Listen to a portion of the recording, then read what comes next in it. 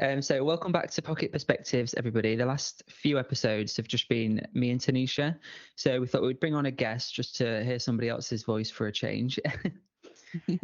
So with it being summer, it doesn't feel like it at the moment because the weather's been a bit on and off, but it's supposed to be summer. So we're going to talk about summer energy savings. And we thought we would bring on Matthew from Fuel Bank Foundation with us today. So hello, Matthew. Hi there, great to be with you. Amazing. So Fuel Bank Foundation is actually the only UK charity to focus on the challenges of people living in the fuel crisis. So just to start, Matthew, if you could provide a little bit of a background about Fuel Bank Foundation, so a quick overview of what it is and then also your role within it as well. Yeah, of course. So Fuel Bank is really, really simple. We're a food bank, but for electricity and gas. And so rather than providing crisis tins of baked beans or, I don't know, packets of pasta, like you get in a food bank, we provide emergency electricity and gas when people are living without, will be really quickly. And the people who we focus on most are those people who prepay. Because if you're struggling financially and you pay by direct debit, say, if you can't pay your energy bill, you might get a letter from the bank or your energy company might call you, but your power will still flow into your home. Whereas if you prepay, as soon as you run out of money, your prepayment meter will stop working, the light switch off, the gas stops flowing through the pipes, and your house can fall very cold very quickly. And so we say those folk in that situation, we say they're not necessarily in fuel poverty, but in fuel crisis, because it's an immediate thing which happens. And we're there to kind of support people in that situation, and we do it in a couple of ways. We, first of all, get the house warm again, we get the lights back on again, and then we use that almost as an enabler for the advice and guidance we and our partners provide. Because it's really, really hard to have a conversation, I don't know, about income maximisation if you're living in a home without power. And so we see very much getting the house warm is the enabler for lots of other good stuff which can follow. So that's Fuel Bank. My name's Matt. Like officially it's Matthew, but Matthew is for telling off purposes. So I prefer Matthew, that's okay. Definitely. Unless you want to shut me up and then you use Matthew. And I think the charity. Amazing. I love that. So when defining the fuel crisis, is that when, like you said, when people are on prepayment meter and can't like afford to like heat the home, put the electricity on? Is that what you define it as?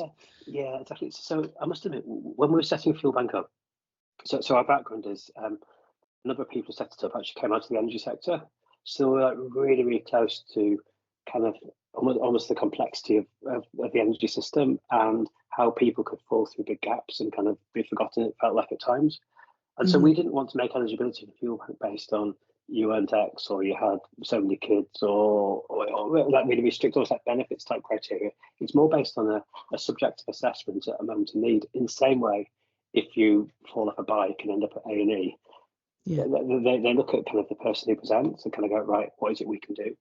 And so we define that fuel crisis as one of three things, really. Either you're living, well, you have a prepaid meter and you're living in a home without energy and you can't afford to top up your meters, or you'll be in that situation the next 2, 3, 4 days and with no chance of anything coming through to kind of, no wages or benefits or anything coming through, so your situation's going to get worse. Or the third criteria is a bit more nuanced, but for instance, the house is warm, but when you scratch beneath the surface, the way it's being funded isn't particularly great. So, we've seen, as an example, people using illegal money lending. And so borrow 100 quid, pay back 300. I don't think that's particularly sustainable either. And so all those three situations, what we say are a fuel crisis. And we rely on a partner network of around 800 or so people, or 800 or so organisations, in the community to refer people into us. So when they come across somebody who they're supporting, they then get them into Fuel Bank very quickly. Right. Simple. That's interesting. Yeah. So do you find that a lot of people come to you being referred from a third party instead of coming directly? Yeah, 98.5% are by a third party. Right. And that's great because so we're a bit like an exclusive nightclub. we work with the best people. So we work with people who do really great stuff in the community. So it could be advice bureaus, it could be people in schools, it could be people in the NHS, it could be food banks, and it's kind of, we shove Fuel Bank, if you like, into the places where the people in those places are all doing some amazing things, trying to support people in a moment of crisis. Yeah. And so like, for instance, we work with Macmillan. if you've got a cancer diagnosis, it's horrendous. I don't want somebody who's got cancer to have to go onto Yellow Pages or look on Google to work out how do I get a top up. They'll be already talking to Macmillan about the stuff which Macmillan can do.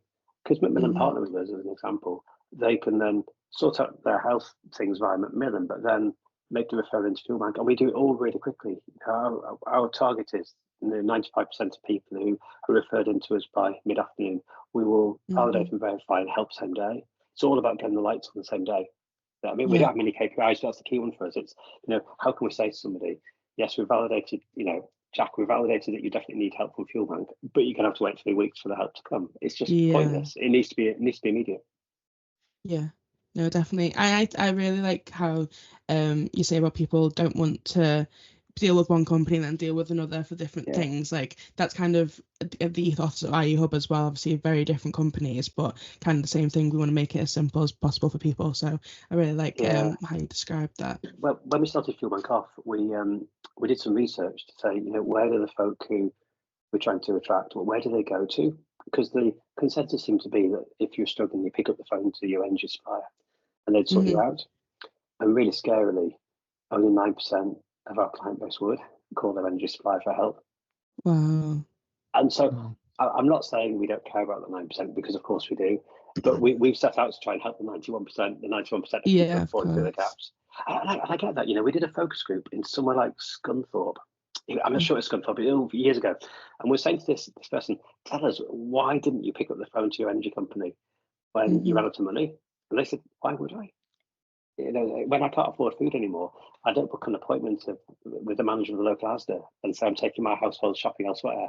You just find a solution yourself. You go to a food bank, and that was a really, really important point for us, because it made us realise that actually so many times the process is defined around somebody else's process, but it's not the client's process. And it's really important that everything we do is really client centric. So we make it as simple as possible. There should be no hoops or hurdles to jump through or over. Yeah. No, of course. I think a lot of people are very it's quite anxious thing to speak to a stranger that you don't know and explain. You feel you have to over explain sometimes your situation and say, like, this is why I'm in this situation. It's like, that's not what's important. The important thing is getting the help. So definitely. Yeah, I agree. Last one for me, this section. So could you describe how seasonal changes, so in particular summer, like we're talking about today, can impact energy consumption and costs for vulnerable households? Yeah, so typically, most of the household energy costs, the majority of household energy costs is used sort of during autumn, winter, and early spring when heating's on. And what's really interesting is that historically we would see very few people over the summer. But as we've kind of gone through COVID and the cost of living crisis, we're seeing more and more people in the summer come to us for help. And it's a case, I think, just of energy prices are higher than they ever were. The government talks a lot about the government talks a lot, doesn't it, about energy prices dropping and dropping and dropping, but they're still much higher than they were, sort of 45% or so higher than they were pre-energy crisis. And if you're struggling to keep yourself warm when energy bills were maybe £1,000 or 1,050, the 1,500 quid now, that's a big difference. And look at everything else which has gone up. So in summer, what we're seeing record numbers of people coming to us. This summer at the moment, or this late spring at the moment, it's been like a winter from 2 or 3 years ago. We're inundated by people coming to us needing help. And don't forget, these are folk whose need has been validated by a trusted third party. We've assessed it on our side as well. We do quality checks after the event to kind of make sure our targeting is working. We're above 99% in, we say, like targeting accuracy. So we're getting help to people who need it. So we know people we're helping desperately need that help. And yet it's summer and it's warm. And so that what really frightens me is kind of in a few months' time it'll be cold and winter again. How's it going to work then? I'm curious. Would you abolish all prepayment meters, or do you think that's not the main issue? Oh no, it's really funny actually, because lots of consumer groups are really anti-prepayment. But you know what? The issue isn't necessarily prepayment; it's about poverty. And actually, there was about a year and a half ago, there was a proposal that all prepayment meters should be turned into almost like a credit meter, so you got a bill at the end of the winter, to stop people from self-disconnecting. We spoke to our clients about it, and it was like, oh my goodness me, no, don't do that, because I use my prepayment meter to stop the thought of a debt or a bill coming through the door with a debt I can't pay. Yeah. And so the least worst solution for them in reality is having to ration energy. I got a bill which I couldn't pay. In 6 months' time, I might be going through some sort of CCJ kind of process because I still couldn't pay that bill. And then that might limit my ability to get credit in the future, or it could limit my ability to sign another tenancy agreement.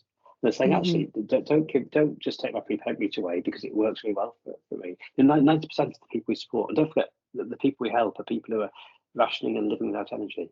They really like their prepayment meter because it's a really useful tool for them. Right. Okay. Yeah. Interesting. Which is really interesting because so the issue isn't prepayment, it's just about how we make prepayment work better. Yeah. What does worry me a little bit though is we ask people to self-report if they have a critical need for energy in the home. So that could be kind of people with acute medical conditions, but it could also be kind of the very young, the very old, etc. 43% of people who are living without energy who we've helped also say they've got a critical need in their household for energy. And that's absolutely why it's so important that we make prepayment work better, because it's hard work having a little baby. I know that I've been there. It will be absolutely impossible having a little baby without energy in home. Just doing life's basic things becomes really, really tough without energy. And that's what we're trying to solve. It's interesting coming back to what you said about like the difference in between the prepayment and the monthly direct debit, because I never thought about, obviously when you're on a direct debit you're paying the same amount each month, so you end up with sort of like a credit by the winter when you're not using as much in the summer. But on the prepayment you don't have that because you're just paying for what you use in the summer, and then you just you rocket in your costs in the winter. So I never even thought about that, so it was really interesting. Yeah. And I think it's kind of when the strategy is you keep your fingers crossed and hope it's going to be a mild winter. That doesn't feel like the right strategy to have for the country, and that's why we're working with the regulator Ofgem to think about other different ways we could make a prepayment meter look a little bit more like a direct debit, if that makes sense. So could we maybe, so one of the things we've been lobbying for and campaigning for, is could we do something which shifts things like standing charges to the summer, and so during the winter when it's colder, all you're paying for is consumption. So it tries to have the effect of kind of smoothing those payments out throughout the year. So over the course of the year, you're paying around 150 quid a month, rather than some months you're paying 100 and some months you're paying 300. Yeah. Makes it fairer, doesn't it? Yeah, it does make it fairer. I just wondered, Matthew, if you could share any like practical tips that you have for any listeners, and how they can kind of manage the energy consumption. Kind of, it's up to you whether you want to do that just kind of in general or whether that's during summer. But yeah. So I think lots of people have like heard the advice already, have these kind of to stop drafts coming to homes, to use energy efficient light bulbs to only boil the water you need. And I think that these were things that only energy geeks would talk about 5 years ago, and now everybody's talking about them. And so I think what I would say is that if you are really struggling and you're worried about being able to keep warm, the most important thing you need to do is to speak to your energy company. It's much easier and much better to speak to your energy company before the problem happens. So if you say on a prepayment meter and you think you can't get through the next winter because you just haven't got the money you need to do the level of top-ups you'll need to do, speaking to your energy company in the summer means that they can start to identify additional support they can provide to you. Now they're obliged to provide support to you. They're obliged to help people. Sometimes the issue is that they don't necessarily know who they need to be helping because they don't have a great relationship with some customers. So speaking to your energy company in the summer is a really sensible thing to do, because there's programs that they can plug you into, maybe to build some or to invest in some energy efficient measures for your home, or to provide additional support to you. So I think British Gas have talked recently around how that they're going to do this sort of sharing of debt program. So for certain customers, if they're in debt, if you pay half the debt, British Gas will write off the other half. You can only access those kind of things if you talk to them. So I'd say my advice would be talk to your energy supplier, explain you're really worried about it, explain your family situation. They'll check that prepayment is relevant and safe for you, but also be able to talk to you about other support they can provide.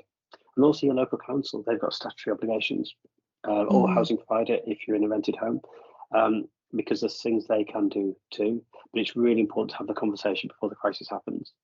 No, definitely, I agree. me personally, I've seen a lot online of like energy saving kind of like gadgets and tools and different things. How effective are they in that? Like, do they actually do what they say on the tin? Would you say? Well, some ones are amazing, but I think everybody. It's really funny, isn't it? You see these crazy adverts on social media, don't you, which are going to change the world, and I don't think they all do. And but this last couple of years, though, we've seen lots of people starting to buy heated throws, which isn't necessarily an energy saving tip, but it does. Sorry, an energy saving tool, but it does allow you to use this energy, if that makes sense. And it's kind of the concept of if you sat watching telly in the night, rather than heating your entire house or heating your entire room, using a heated throw might avoid you to have to put the heating on, and you're going to use much less energy. So some of them are really, really sensible, but I think I think some ones are really, really crazy, and there's been a few stories, some of the things which like have cost people more money as well. So you just have to go into things really, really carefully. And I think it's about, if you've got something, it looks too good to be true, it probably is too good to be true. Best to kind of research it online a little bit to make sure, is it really going to work? But I would say absolutely things like heated throws are really great. Not the sexiest thing in the world, but do you know what? They do the job. Absolutely. Yeah, no, I love I think it's like air fryers, isn't it? We're looking for the next big thing. Air fryers 5 years ago, such a niche thing, but now we need to find the next air fryer, don't we? Yeah, use my air fryer daily, absolutely air fryer. So obviously when you say about monitoring kind of energy usage, in my head the first thing that pops to mind is like smart meters and actually being able to visibly see it. So I don't have a smart meter, but I have the app, which is essentially does the same thing for me. Do you think they are useful in helping people monitor? Yeah, definitely. And actually, there's a really practical reason as well, that if you have an old-fashioned meter and you prepay, your energy company doesn't know if you self-disconnected or you've run out of money, your meter switched off. Whereas with a smart meter, they would be aware of it as well. Okay. So, and it's also easier to get, if you have a smart meter, it's easy to do top-ups to a meter too. So rather than having to go to the post office or a corner shop, you can also top up via an app. No, I like that. And then in terms of engaging with energy providers, as you recommended at the start, how can people make sure they are on the most cost-effective tariff? Like, can they just go to their energy company and say, I want to be on the most cost-effective, or is it the loops that they have to jump through for that? No, there shouldn't be any loops at all. So, your energy provider, your energy supplier is obliged to write to you to tell you about how many units of energy you use a year and whether there are any cheaper tariffs available, which they offer. They put messages at the bottom of bills, and if you call them, they're obliged to give that information too. In the past, there's kind of this message that the only way to save was to kind of change from supplier to supplier, which I know put some customers off. But in reality, a lot of suppliers have a number of tariffs, and so asking your supplier to check you're on the best tariff is a really sensible thing. And it's crazy, actually, even if they say you are on the best tariff, that's kind of reassuring because you know that you're not getting ripped off, if that makes sense. Even if you can't make a saving, the fact that you've been told you can't make a saving is probably better. But it's really sensible just to check. I think as well, there's a danger that if you change supplier without properly understanding what you're currently paying, and you kind of look on a comparison website and use lots of estimated data or estimated information, you don't necessarily know that you're going to save money yourself. So it's probably best to make sure you're armed with all the information your supplier provides you. That'll be on a bill or a statement that your supplier gives you, and then that allows you to kind of make a really informed choice.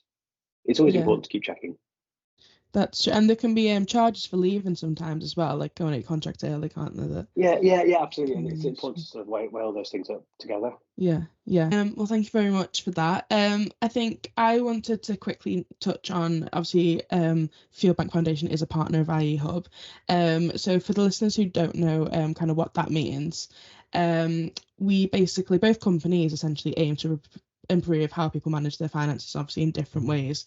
But in terms of the partnership, once customers receive a fuel voucher from Fuel Bank Foundation, they then receive a text message inviting them to use IE Hub, and obviously that's in order to manage their finances and debts and things like that.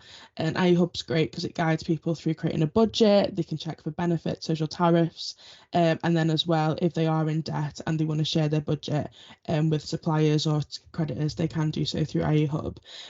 So in terms of your understanding of the partnership, Matthew, can you explain a little bit more about what that means, how it's helped people, etc.?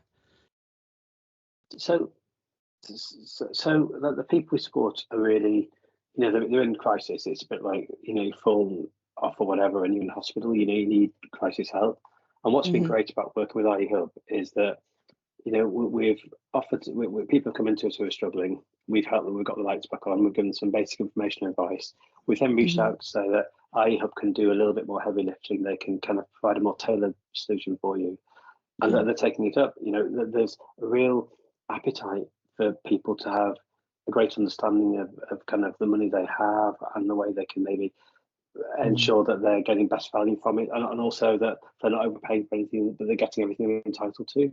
And that's why it's great working with IE Hub, because you're able to kind of do that to guide people and lead people through that kind of process, which is great. And then we see that when people come back to us, kind of, nothing beats, does it, kind of the text message you get or the message on social media, which kind of goes, I can't believe it, I came in for X and I got Y, and I didn't expect it.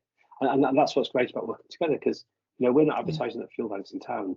We're partnering with organisations who are already supporting people in that moment of absolute crisis. So it might be that somebody has a referral to a food bank.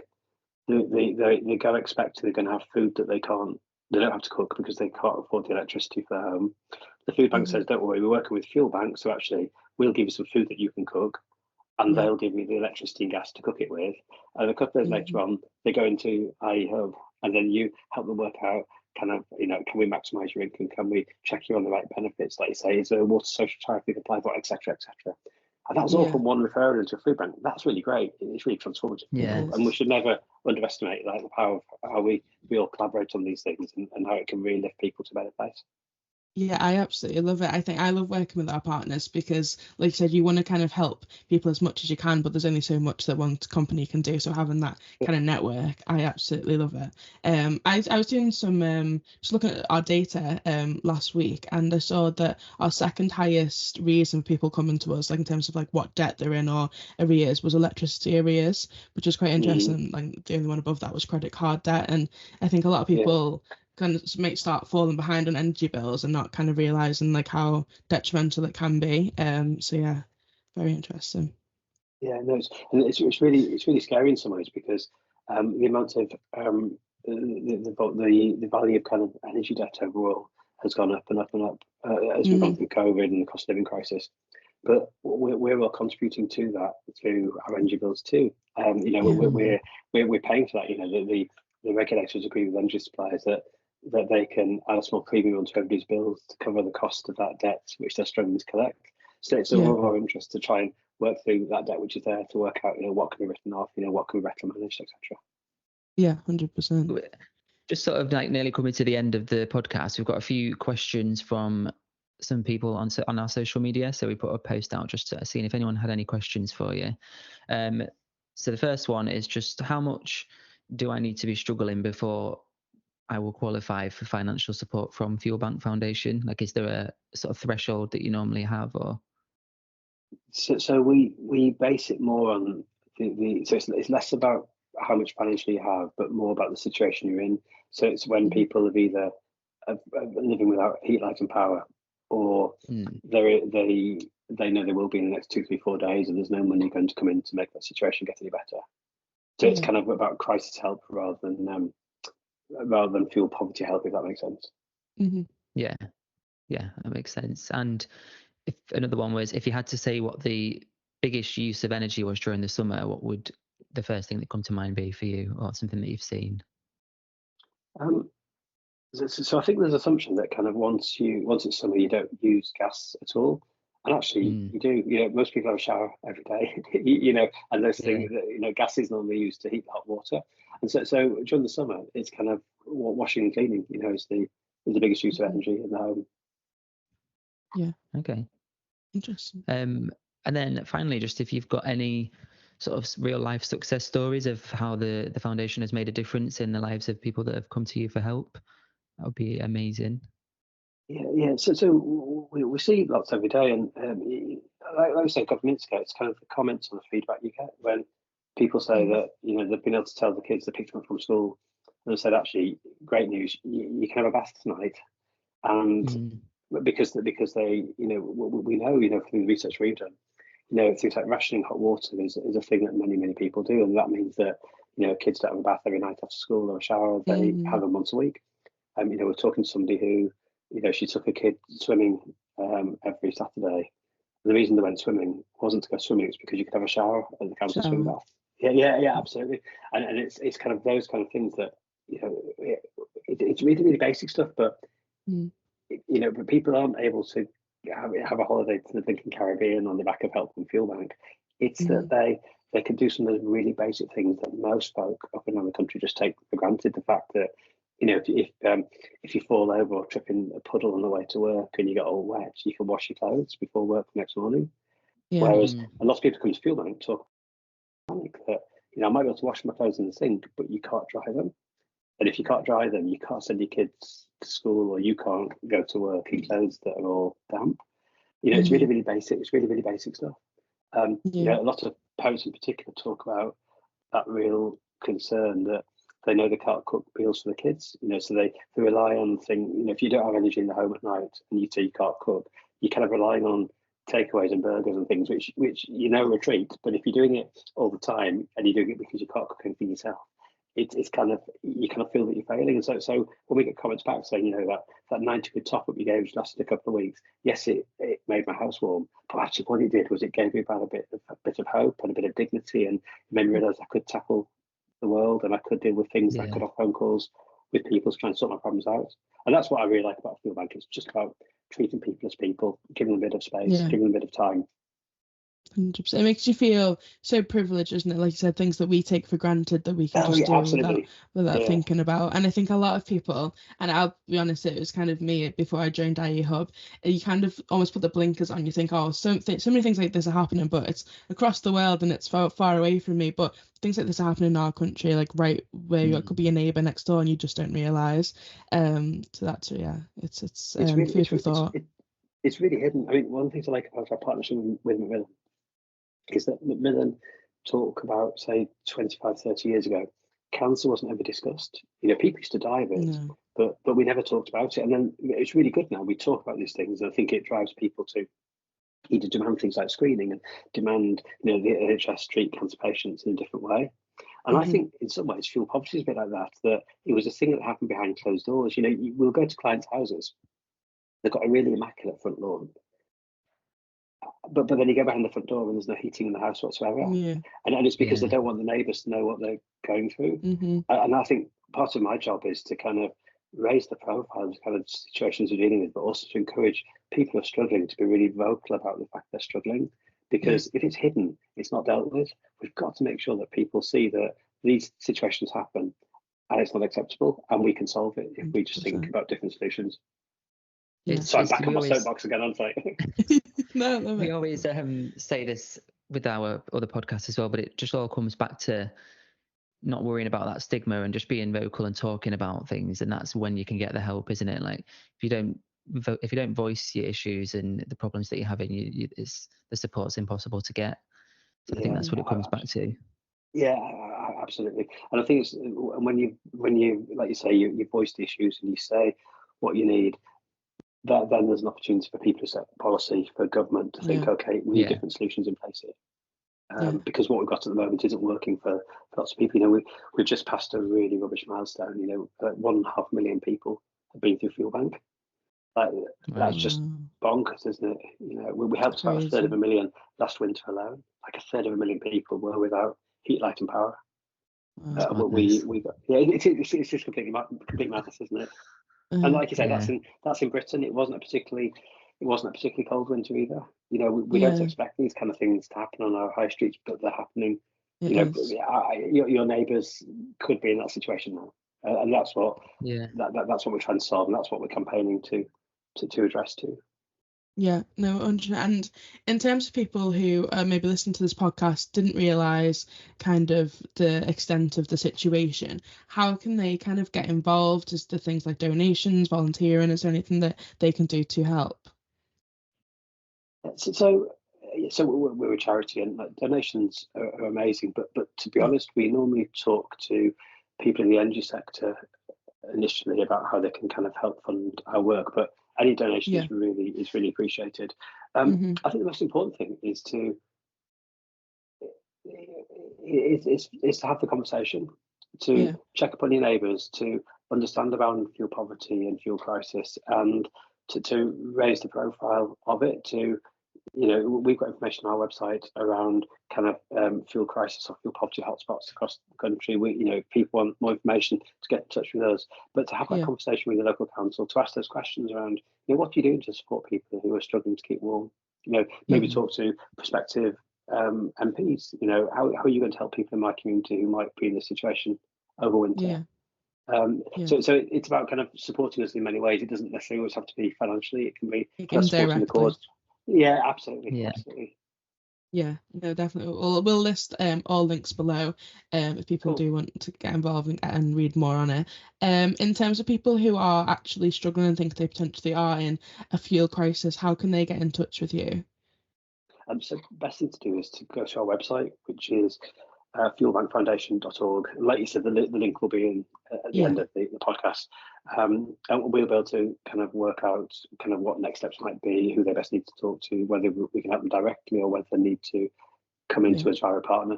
But you know, come to our website. It's the best place to start. Lovely, thank you very much. Sounds good. Well, thank you so much for coming on, Matt. I'll call you Matt this time.